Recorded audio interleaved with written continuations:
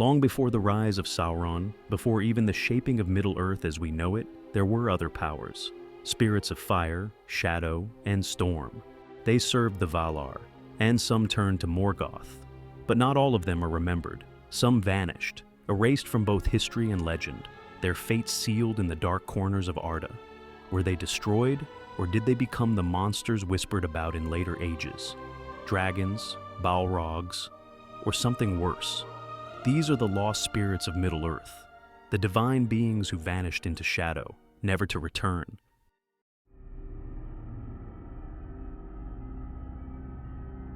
To understand the mystery of the lost Maiar, we must first remember what they were. Before time began, when only the music of the Ainur filled the void, the greatest of the spirits were the Valar, the powers of the world, and beneath them were their followers, the Maiar, lesser but still divine. They were not gods but angels, servants, messengers, and helpers in the shaping of Ea, the universe that was created through the great music.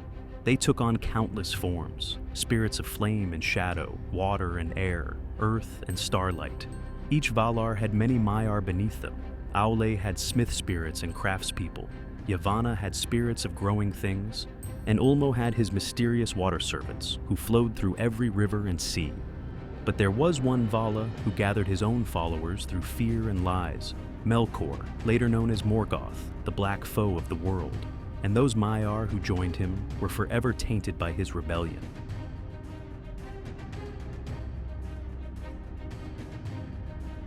Tolkien never gave us a full list of Morgoth's servants, but we know that Sauron was chief among them.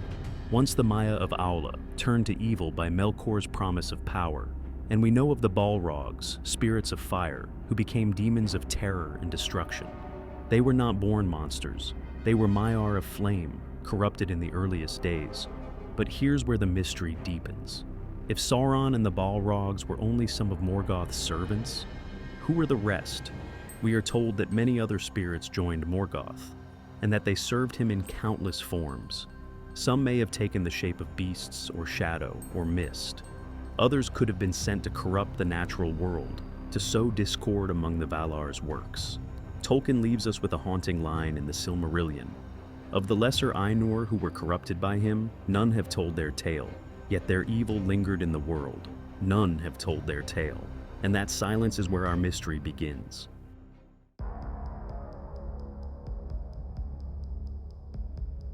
We can divide the lost Maiar into several possible kinds: the creators, the corrupted, and the consumed.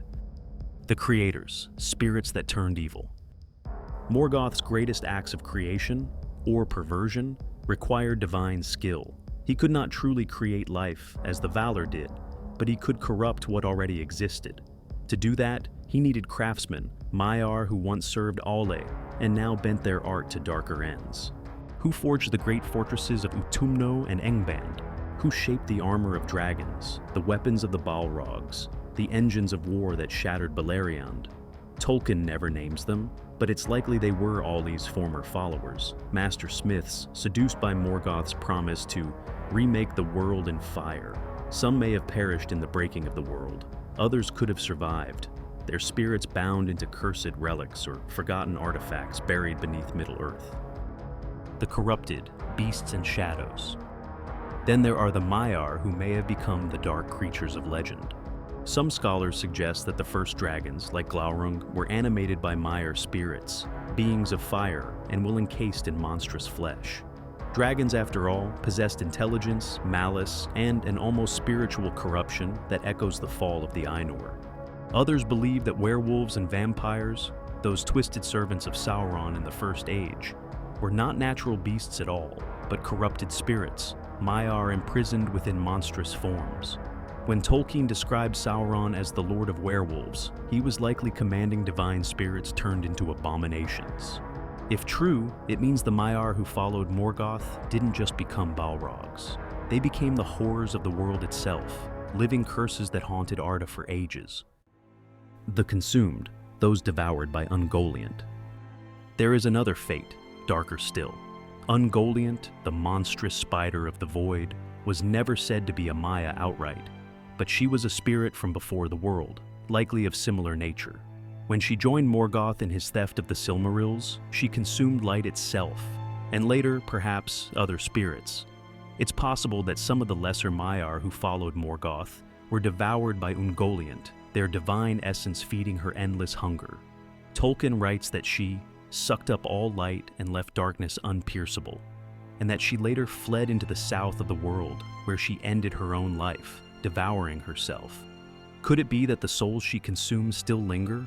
Fragments of divine being, trapped in eternal darkness beneath the roots of the world.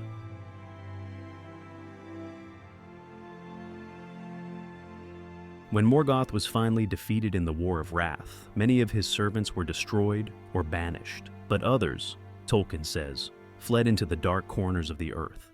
That line suggests survival. The Balrogs who escaped became legends, Durin's bane in Moria, and perhaps others lost to time. But there are also hints that other spirits, lesser than Balrogs yet still Maiar, endured the ruin of Angband. Some may have gone east, beyond the Blue Mountains, into the wild lands of Rhûn and the far south. Others may have hidden in the deep earth, becoming the nameless things Gandalf spoke of beneath Moria, older than Sauron, deeper than the roots of the world. If these were indeed ancient Maiar, twisted and bound by the world's decay, it would mean the divine war of the First Age still echoes in the caverns beneath our feet.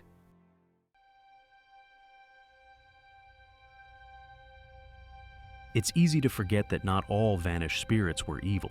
Tolkien hints that even some Maiar of the Valar themselves went missing over the ages. Ossi, the storm spirit of Ulmo, once rebelled under Morgoth's influence before returning to the light. But what of those who didn't return? Tilion, the Maia who guided the moon, was said to be reckless and bold.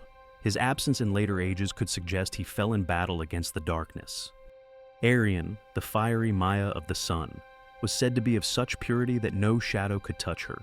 Yet she too vanished from Tolkien's later writings, her fate untold.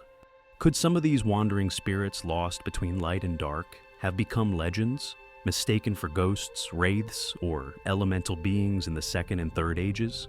The east and south of Middle-earth are filled with cults and dark worship. Perhaps not all of those powers were Sauron's doing. Perhaps some were the last echoes of divine beings who never returned to Valinor.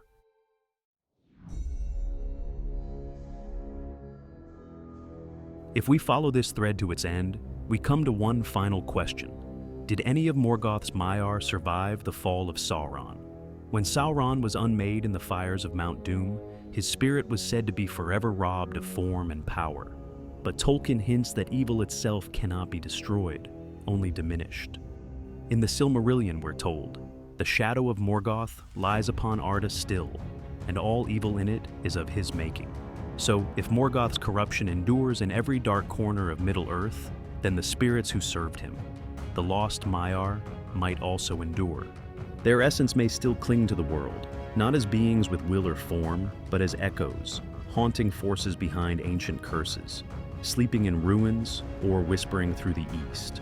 Some fans have speculated that the cults of the east, those who worship Sauron and the gods of old, may in truth have been venerating these lost Maiar. Ancient powers who once walked with fire and shadow, now worshipped as forgotten gods. When Gandalf spoke of nameless things older than Sauron, he wasn't merely speaking metaphorically. He was remembering what only another Maia could truly understand, that long before hobbits and rings and wars for kingdoms, there were wars among gods, and not all of those gods ever returned home. Middle-earth may have been freed from Sauron's tyranny, but the world still carries the scars of the gods who never returned. Which of these lost spirits do you think still haunt Middle-earth, or revealed a truth you never expected? If you enjoyed this journey into the forgotten Maiar, don't forget to like and subscribe for more tales from Tolkien's shadowed lore. What ancient powers should we uncover next?